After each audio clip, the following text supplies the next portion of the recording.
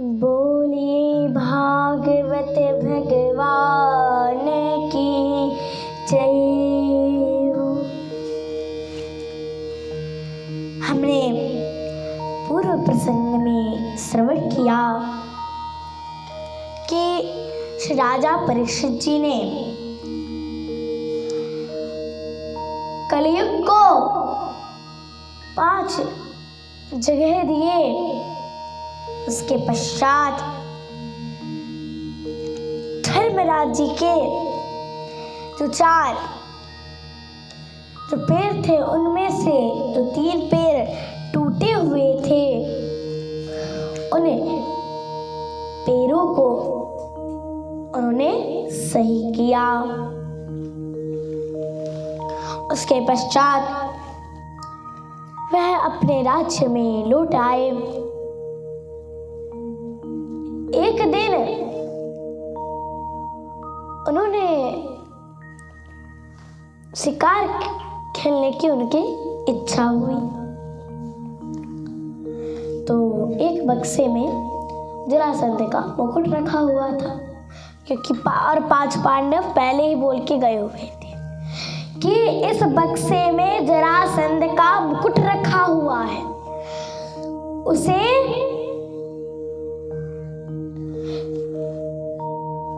इसे ले भी मत लेना, क्योंकि यह अधर्म पूर्वक कमाए हुए ये धन से है, इसलिए इसे कुछ मत करना, ऐसे पड़े रहने देना। वह बोले चलो ठीक है। तो फिर उन्होंने अपने मन में सोचा, अरे इससे होता क्या है, एक बार पहन के देख तो लेंगे कम से कम, जा क्या रहा है, कैसा होगा। कितने दिनों से बक्सा भी खोला नहीं है, ऐसे ही पड़ा हुआ है बेचारा, खोले भी तो हम इसे। तो ऐसे खोल के देखा, चमचमकता हुआ एक सुंदर सा मुकुट दिखा उनको, बड़ा सुंदर था और सोने का। अब उन्होंने सोचा इससे होगा क्या, ठीक तो है, ये बढ़िया तो लग तो रहा है, चलो अपने माथे पे भी देखते हैं थोड़ा कैसे लगेगा, कैसे मेरे माथे पे। अपने राज्य का मुकुट उतारा और उस जरासंध का जो मुकुट था अपने शीश पे धारण कर लिया और ऐसे आईना में देखा तो वाह, बहुत अच्छा लग रहा हूं मैं, तो चलो इसी को मैं पहनकर शिकार खेलने चलता हूं। अब इन्होंने कह भी दिया है कलयुग से, उस समय हमने जो श्रवण किया था कि कलयुग को उन्होंने 5वां स्थान वो दिया है कि जहां अधर्म पूर्वक कमाए हुए जो धन है उसे अधर्म पूर्वक कमाए हुए वह धन से तो मुकुट बना है, उससे पहनने से ही और कलयुग आ गया उनके माथे पे। अब शिकार खेलने की बड़ी इच्छा हुई। अब महाराज शिकार खेलने को प्रस्थान किए। एक मृग उनको मिल गया था, लेकिन पकड़ में आ ही नहीं रहा, कब से भगे जा रहा है। अब परीक्षित जी ने सोचा कब रुकेगा ये, कोई भरोसा है नहीं। अच्छा चलो ठीक है,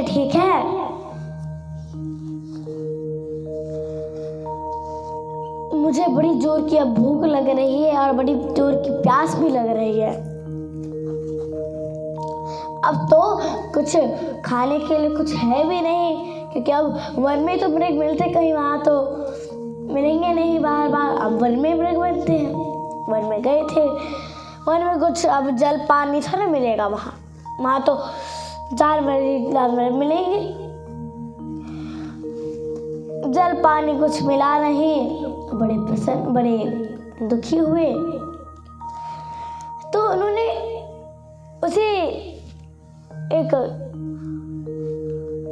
वृक्ष के पास में एक ऋषि का उन्होंने घर देखा, एक आश्रम वहां था, एक कुटी थी। वहां जाकर के उन्होंने प्यास लगी, बड़ी जोर की प्यास लगी है, ऐसे पानी की जल की याचना करने लगे वह।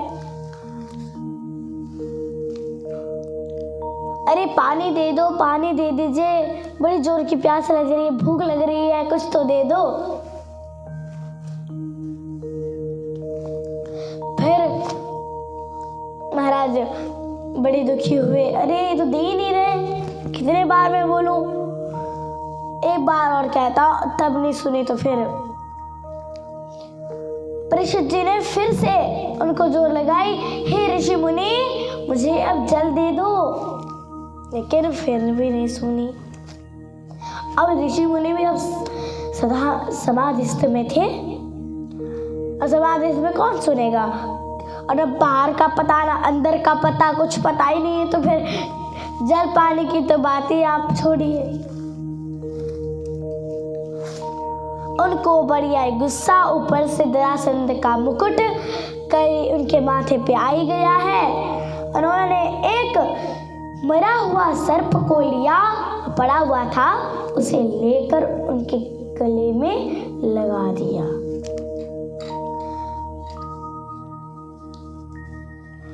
अब क्योंकि गुस्से में कुछ भी आदमी कर सकता है।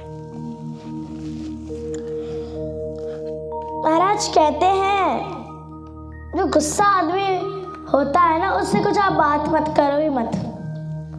क्यों? उसे और गुस्सा आ जाएगी, ऊपर से अभी और गुस्सा आ ही रही, ऊपर से और कह रहा है। तो जो गुस्सा है उससे आप बिल्कुल बात नहीं करिए। और ज्यादा ही गुस्सा हो गया कि उसके मुंह ही लाल हो गए गुस्से के मारे, तो आप जो फ्रिज में रखी हुई जो बोतल है ठंडी ठंडी, से पिला दीजिए, सीधे सही हो जाएगा।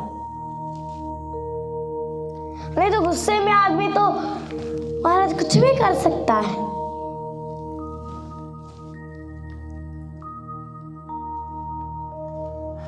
उसका कोई भरोसा नहीं होता। उसी तरह गुस्से में आकर के गले में उनका सांप डाल दिया। अब भूख तो अब लगी हुई थी, अब क्या करें। घर में आए, जरासंध का जो वह मुकुट था निकाला, तब उनको याद आया, अरे राम, मैंने कितना पाप कर दिया, अरे राम, मुझे ऐसा कभी भी नहीं करना चाहिए था। अरे मुझसे बड़ी गलती हो गई। इस गलती का मुझे कुछ ना कुछ दंड तो मिलना अवश्य ही चाहिए। मुझे कोई दंड तो मिलना चाहिए।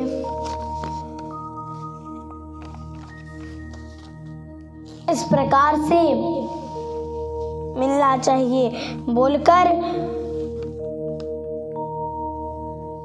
बड़े उन्होंने पश्चाताप किया।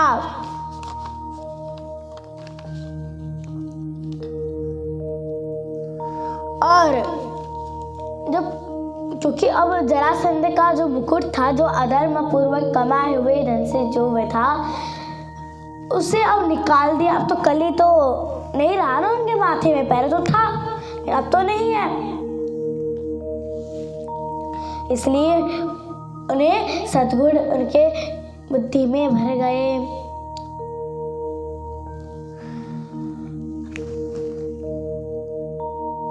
अब बड़े पश्चाताप करने लगे वह।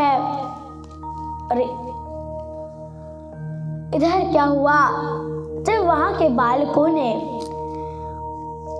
उन ब्राह्मण के एक पुत्र भी थे, उनका नाम था श्रृंगी। तो जब उसे बालकों ने जब बताया, कौशिकी नदी में स्नान कर रहा था, जब उसे पता चला तो उसने अपने हाथ में जल लिया और मंत्र महाराज उसने कहा कि जिस राजा ने मेरे पिता के गले में सर्प डाला है, वह राजा उसे तक्षक नाग इसी 7वें दिन में डसेगा। इस प्रकार से कहकर जल छिड़क दिया। अब श्राप तो लग ही गया, जल अब फिर सब कर दिया। अब श्राप तो अब लगा ही तो लगा, ये श्राप दिया है, अब क्या करें।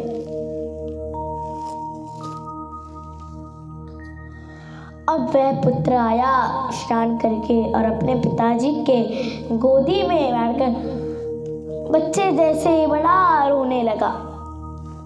तो पिताजी ने, उनकी समाधि थोड़ी टूट गई।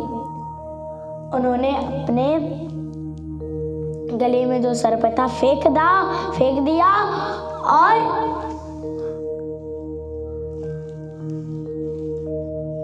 फेंक कर अपने पुत्र से कहा, हे पुत्र, क्या हुआ? तुम तो बड़े रो रहे हो, कुछ बात हो गई क्या?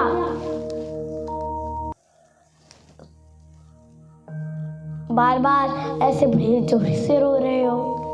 तब वह बोले, अरे एक राजा ने आपके गले में ना सर्प डाल दिया था, मैंने उसे श्राप दे दिया है कि तक्षक नाग उसे 7वें दिन डसेगा। आप बिल्कुल चिंता मत करना।